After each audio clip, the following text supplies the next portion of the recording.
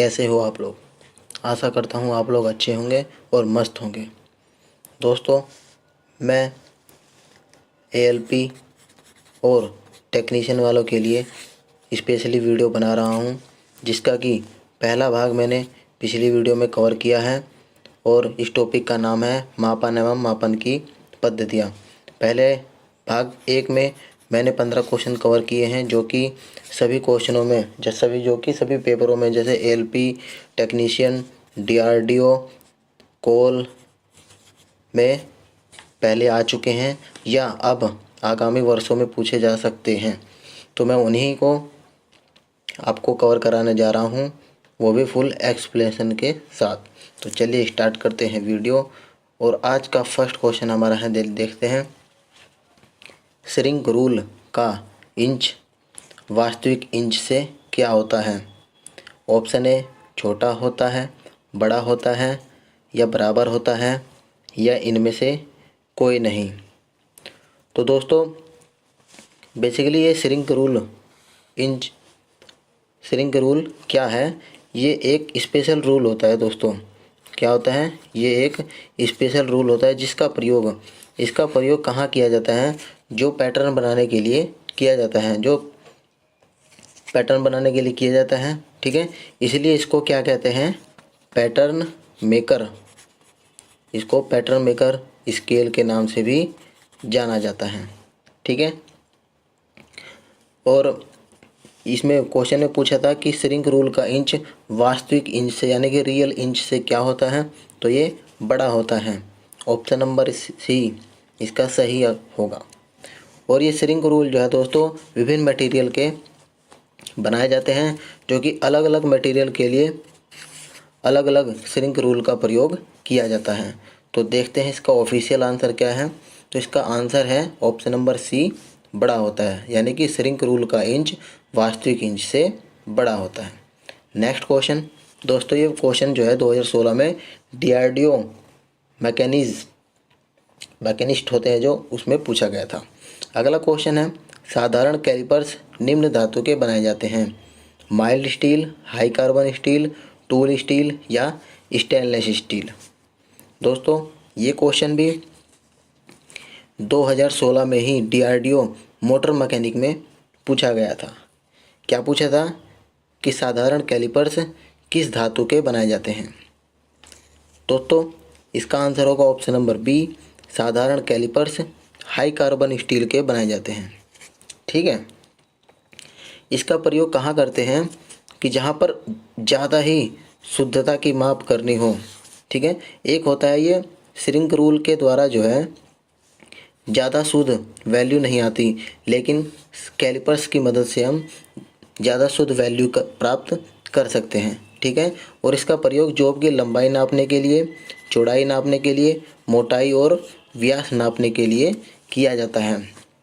अगर बात करें कि साधारण कैलिपर्स किस चीज़ का बना होता है, तो ऑप्शन नंबर बी सही है इसका, हाई कार्बन स्टील या ये माइल्ड स्टील का भी बना हो सकता है। तो इसको भी आप लोग ध्यान रखिए, माइल्ड स्टील का भी बना हो सकता है, ठीक है। ऑप्शन नंबर इसका बी सही होगा, हाई कार्बन स्टील। अगला प्रश्न हमारा है, निम्न में से कौन डायल टेस्ट इंडिकेटर का टाइप नहीं है? डायल टेस्ट इंडिकेटर का प्रकार नहीं है। तो plunger type, lever type, nipple type या इनमें से कोई नहीं। तो दोस्तों, डायल टेस्ट इंडिकेटर को तुलनात्मक अध्ययन करने के वाला एक यंत्र होता है, जिससे हम तुलना कर सकते हैं। तो इसको क्या कहते हैं? तुलनात्मक अध्ययन करने वाला यंत्र, ठीक है। इसीलिए इसे क्या कहते हैं? तुलनात्मक यंत्र। और इसका प्रयोग कहाँ पर किया जाता है? किसी जॉब की सतह की सरफेस की समतलता जांच करने के लिए या किसी जॉब के टेपरनेस को जांच करने के लिए या टेपर एंगल को निकालने के लिए इसका प्रयोग किया जाता है। और डायल टेस्ट इंडिकेटर कितने प्रकार के होते हैं? जैसे एक होता है प्लंजर टाइप, सेकंड होता है ब्रिटिश इंडिकेटर, तीसरा होता है लीवर टाइप। तो प्लंजर है, इसमें लीवर है, निपिल नहीं है। तो इसका आंसर होगा option number C.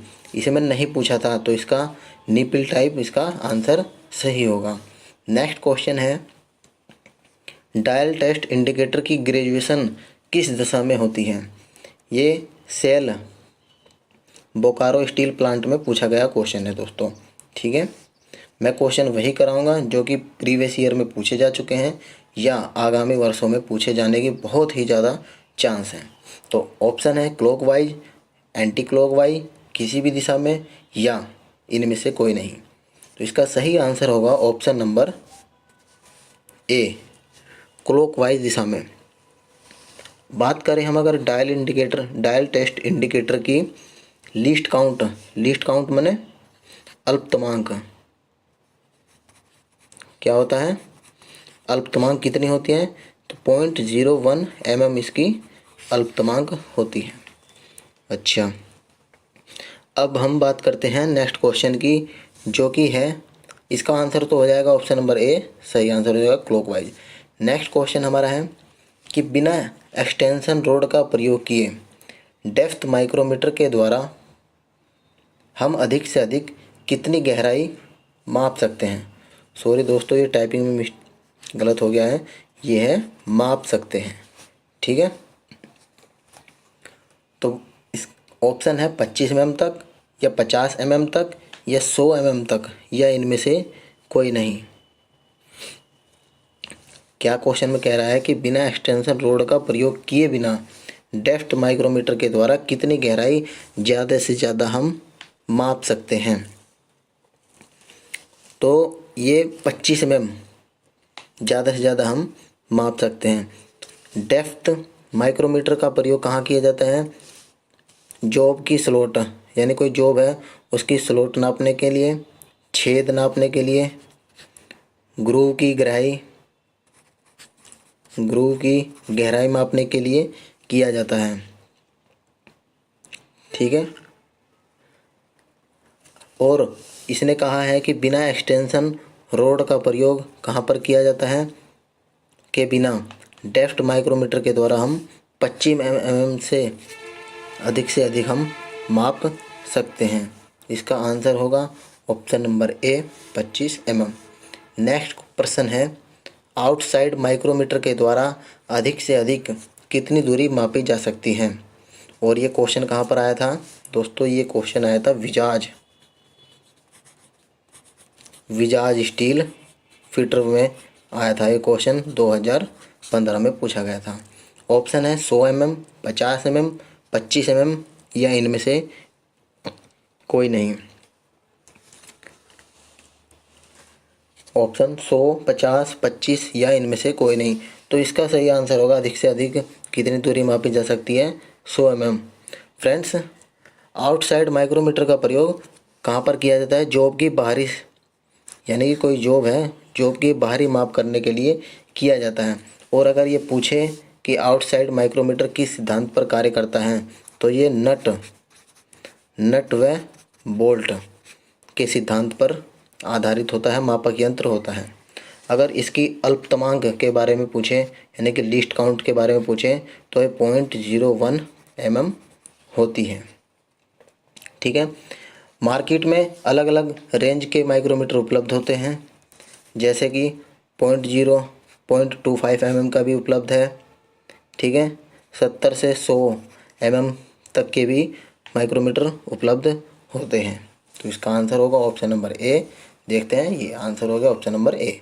Next question दोस्तों, वीडियो थोड़ी लंबी होगी लेकिन क्वेश्चन जो है बिल्कुल सॉलिड होंगे। क्वेश्चन है, इनसाइड माइक्रोमीटर में थिम्बल के ऊपर क्या लगा होता है? दोस्तों, मुझे लगता है कि आप लोग ये क्वेश्चन पहली बार पढ़ रहे होंगे, आपको थोड़ा अजीब लगेंगे, लेकिन दोस्तों पेपर में यही पूछे जाते हैं। जैसे कि एएलपी की ट्रेड में पूछे जाएंगे या टेक्नीशियन वालों के लिए पूछे जाएंगे, जिसमें एएलपी में ट्रेड में क्वेश्चन आते हैं। Option A ratchet, option B movable anvil, option C fixed anvil, या इनमें से कोई नहीं। देखते हैं इसका आंसर क्या होगा। इसका आंसर होगा fixed anvil, option number C. Inside micrometer का अगर प्रयोग की बात करें तो ये जॉब की जो है इंटरनल माप लेने के लिए प्रयोग किया जाता है। ठीक है, यानी कि आंतरिक माप लेने के लिए इसका प्रयोग किया जाता है। और इनसाइड माइक्रोमीटर में थिम्बल के ऊपर क्या होता है, फिक्स्ड एनविल लगा होता है। बात करें इसकी लिस्ट काउंट की तो ये होती है 0.01 mm। दोस्तों लिस्ट काउंट तो आपको सभी के आने चाहिए। ठीक है, चलिए इसका आंसर होगा ऑप्शन नंबर सी। और हमारा अगला प्रश्न है, सेकंड किसकी माप है? दोस्तों ये भेल हैदराबाद में पूछा गया था 2014 में कि सेकंड किसकी माप है। आप लोगों को करना क्या है दोस्तों, क्वेश्चन को भी बहुत ध्यानपूर्वक से पढ़ना है और समझना है कि ये पूछना क्या चाह रहा है। तो देखिए सेकंड माप पूछ रहा है किसकी है, भार की है, लंबाई की है या कोण, हिंदी में कोण ऐसे, और या बल की है। दोस्तों अगर देखा जाए सेकंड समय का ऐसा ही मात्रक होता है। ठीक है, लेकिन यहाँ पे समय कोई दिया ही नहीं है। ठीक, तो इसको एक जगह और प्रयोग किया जाता है जहाँ पर बहुत छोटे जो कोण होते हैं उनको दर्शाने के लिए सेकंड का प्रयोग भी किया जाता है। तो इसका सही आंसर होगा option number C. Next question हमारा है, वर्नियर कैलिपर्स के आविष्कारक पेरी वर्नियर किस देश के रहने वाला था? पूछा है कि वर्नियर कैलिपर्स का जिसने आविष्कार किया था पेरी वर्नियर, वो कहाँ का रहने वाला था? तो वो फ्रांस का रहने वाला था। ऑप्शन नंबर इसका सी आंसर होगा। इसी के नाम पर वर्नियर कैलिपर्स रखा गया है। अब बात करें अगर इसकी लिस्ट काउंट यानी कि अल्पतमांक की, तो ये होती है 0.02 mm इसका आंसर रहने वाला है। देखिए आंसर होगा ऑप्शन नंबर सी। अगला प्रश्न है, वर्नियर कैलिपर्स बाजार में साधारणतः किस लंबाई में उपलब्ध रहते हैं? 10 इंच, 15 इंच, 2 फीट या इनमें से कोई नहीं। तो दोस्तों अब देखते हैं वर्नियर कैलिपर्स के बारे में। तो ये वर्नियर कैलिपर्स 6 इंच में भी रहता है, 7 इंच में भी रहता है, 1 फीट तथा 2 फीट की लंबाई में उपलब्ध रहते हैं। ठीक है, तो इसका आंसर क्या रहेगा? ऑप्शन नंबर सी, 2 फीट इसका सही आंसर है। आगे प्रश्न है कि वर्नियर कैलिपर्स किस धातु के बनी होती हैं? अब इसका धातु के बारे में पूछा गया है कि ये बनाई किससे जाती है। Option number A vanadium steel, mild steel, high carbon steel या नन ऑफ दीज। तो दोस्तों बात करें अगर वर्नियर कैलिपर्स की कि किस धातु की बनाई जाती है, ये निकिल, क्रोमियम स्टील या वेनेडियम स्टील के बनाए जाते हैं। ठीक है, वर्नियर कैलिपर्स के 2 भाग होते हैं दोस्तों। एक भाग को कहते हैं मेन स्केल और दूसरे भाग को कहते हैं वर्नियर स्केल। आंसर हो जाएगा ऑप्शन नंबर ए सही आंसर। देखिए अगला प्रश्न, वर्नियर कैलिपर्स का अल्पतमांक क्या होता है? दोस्तों ये तो मैंने बता ही दिया, वर्नियर कैलिपर्स का अल्पतमांक होता है 0.02 mm, यानी कि ऑप्शन नंबर बी इसका सही आंसर होगा। दोस्तों अल्पतमांक यानी कि अल्पतमांक किसे कहते हैं? अल्पतमांक दोस्तों वो होती है जिससे हम छोटी से छोटी माप यानी कि छोटी से छोटी माप को हम अल्पतमांक कह सकते हैं, मोटी रूप से देखा जाए तो। और इसका अल्पतमांक होगा 0.02। ठीक है, यानी कि इसकी डेफिनेशन इस तरह होगी कुछ कि किसी वर्नियर कैलिपर्स द्वारा मापी जा सकने वाली छोटी से छोटी माप उसकी अल्पतमांक कहलाती है। ऑप्शन नंबर बी इसका सही आंसर होगा। आगे देखते हैं क्वेश्चन, वर्नियर स्केल पर 1 इंच के 10 भाग तथा 1 भाग के कितने अनुभाग होते हैं। वर्नियर स्केल पर खींचा होता है ना दोस्तों, भाग बने होते हैं, तो उसी में पूछा है 1 इंच के 10 भाग होते हैं तथा एक भाग के कितने अनुभाग यानी कि सब डिवीजन होते हैं, 2, 4, 15 या 15। तो दोस्तों जैसे कि इसमें बताया है कि 1 इंच के 10 भाग होते हैं, मान लो 1 इंच इतना है, इसके 10 भाग होते हैं, तो इस एक भाग के कितने अनुभाग होते हैं, यानी कि ये एक भाग जो है कितने भागों में बटा होता है, तो ये 4 भागों में बटा होता है। ऑप्शन नंबर बी इसका सही आंसर होगा। देखते हैं ऑफिशियल आंसर, और ये ऑफिशियल आंसर हमारा है ऑप्शन नंबर बी 4। चलिए नेक्स्ट क्वेश्चन देखते हैं दोस्तों। इसमें मैंने 16 क्वेश्चन कराए हैं जो कि बहुत ही इंपॉर्टेंट क्वेश्चन है दोस्तों। अगर क्वेश्चन हेल्पफुल लग रहे होंगे तो अपने दोस्तों में ज़्यादा से ज़्यादा शेयर करना, ताकि आगे आने वाली रेलवे की वैकेंसी में आप लोग अच्छा स्कोर कर सकें ट्रेड के क्वेश्चनों में, ठीक है।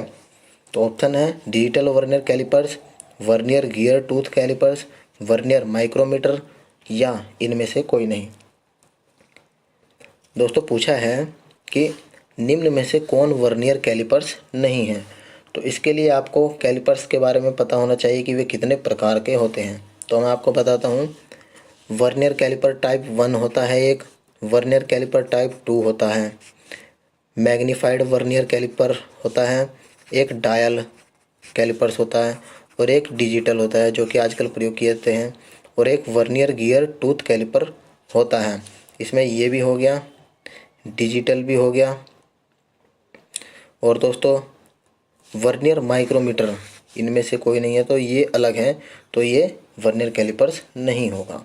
आंसर होगा ऑप्शन नंबर सी।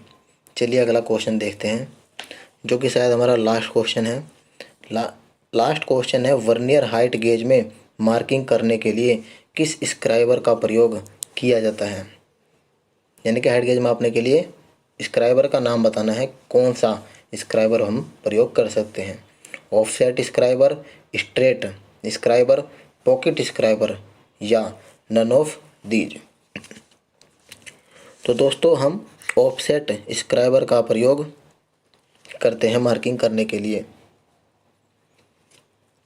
हाइट गेज का प्रयोग कहाँ पर करते हैं, कार्यशाला में जब हम जॉब बनाते हैं तो उसकी ऊंचाई मापने के लिए प्रयोग करते हैं। इसके द्वारा एक होता है मीट्रिक प्रणाली। क्या होता है मीट्रिक प्रणाली में 0.02 इंच तक, एक ब्रिटिश प्रणाली होती है 0.001 तक की माप कर सकते हैं हम इस लोग इसमें, ठीक है। लेकिन जब इनमें क्या होता है कि गेज का प्रयोग करते हैं तो अधिक शुद्धता से किसी जॉब की माप करते हैं।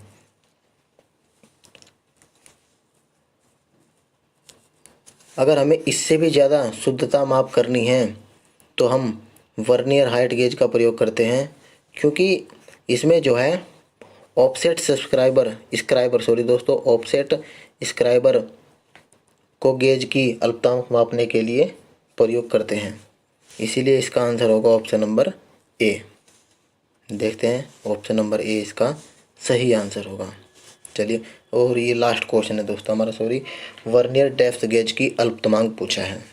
तो वर्नियर डेप्थ की यानी कि लीस्ट काउंट कितनी होती है, तो मैं आपको बता दूं इसकी लीस्ट काउंट होती है 0.02 mm, यानी कि ऑप्शन नंबर बी इसका सही आंसर होगा। इसका प्रयोग जॉब की गहराई मापने के लिए या बोर सिलेंडर में होता है ना बोर, उसकी बोर की लंबाई मापने के लिए इसका प्रयोग किया जाता है। ऑप्शन नंबर बी इसका सही आंसर होगा। तो दोस्तों आपको वीडियो अच्छी लगी हो तो अपने दोस्तों में शेयर करना इसको, और चैनल को सब्सक्राइब करना। तो हम मिलते हैं इसके भाग 3 में। तो चलिए, नमस्कार दोस्तों, अपना ध्यान रखिएगा। Thank you.